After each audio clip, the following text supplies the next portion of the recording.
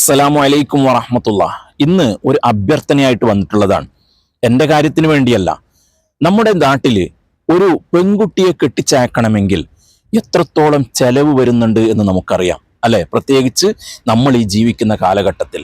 എന്നാൽ 2000-ഓളം പെൺകുട്ടികളെ കല്യാണം കഴിച്ചു കൊടുത്ത ഒരു മഹാവ്യക്തിത്വം നമ്മുടെ നാട്ടിൽ ജീവിച്ചിരിപ്പുണ്ട്. ആരാന്നറിയോ? നീലഗിരി ജില്ലയിലെ പാടന്തറ മർക്കസിലെ ബഹുമാനപ്പെട്ട അബ്ദുസ്സലാം മുസ്ലിയാർ ദേവർശോല ഉസ്താദ് ഘട്ടം ഘട്ടങ്ങളിലായിട്ട് 2000-ഓളം പെൺകുട്ടികളെ കല്യാണം കഴിച്ചു കൊടുത്തിട്ടുണ്ട്. അതും ജാതി മതം നോക്കാതെ സമൂഹ വിവാഹങ്ങളിലൂടെ സ്വർണവും പുതുവസ്ത്രവും ഭക്ഷണവും കൊടുത്ത് ആളുകളെയൊക്കെ ക്ഷണിച്ചിട്ട് വളരെ ഭംഗിയായ നിലക്ക് കഴിച്ചു കൊടുത്തതാണ്.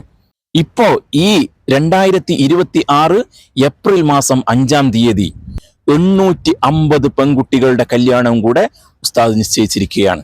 ഉസ്താദ് എന്ന് പറയുമ്പോൾ ഉസ്താദിനെ സ്നേഹിക്കുന്ന എല്ലാ ആളുകളും കൂടിയിട്ടാണ് ഇതിന്റെ ഫണ്ട് കണ്ടെത്തുന്നുള്ളത്. അതിന് നമ്മളെപ്പോലെയുള്ള ഓരോ ആളുകളും ചേർത്ത് പിടിക്കണം. ഏതായാലും ഉസ്താദിന്റെ വാക്കുകളൊന്ന് നമുക്ക് കേട്ടാലോ.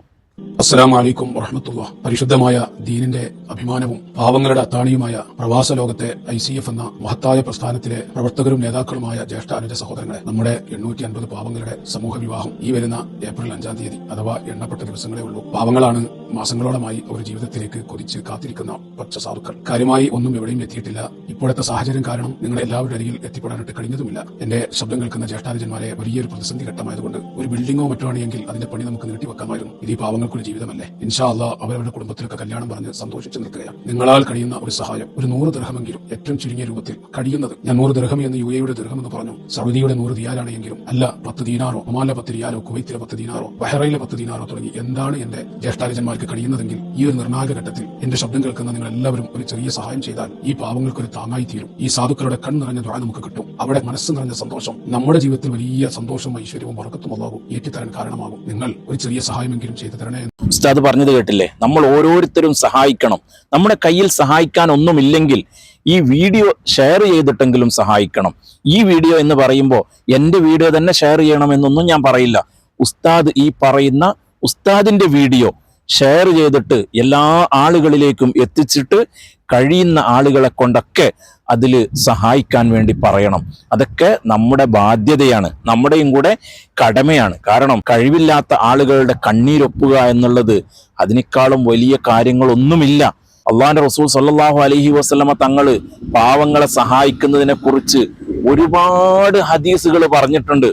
നമ്മൾ സാധാരണ കേൾക്കുന്നുണ്ടാവുക അസ്വദഖത്തു റദ്ദുൽ ബലായ, സ്വതക്ക ആഫത്തുകളെ തടയും എന്നുള്ളതാണ്.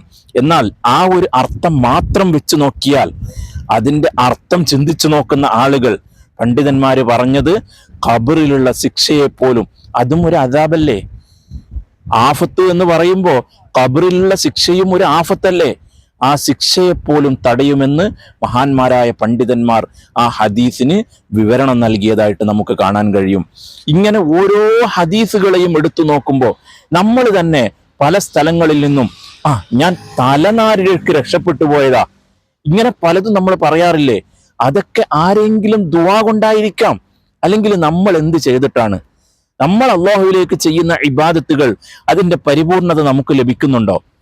ഏതെങ്കിലും ഒരാള് ഏതെങ്കിലും ഒരു നിസ്കാരത്തിൽ അള്ളാഹുവിനെ മാത്രം ചിന്തിച്ചുകൊണ്ട് നിസ്കരിച്ചു എന്ന് പറയാൻ ധൈര്യമുള്ളവരുണ്ടോ?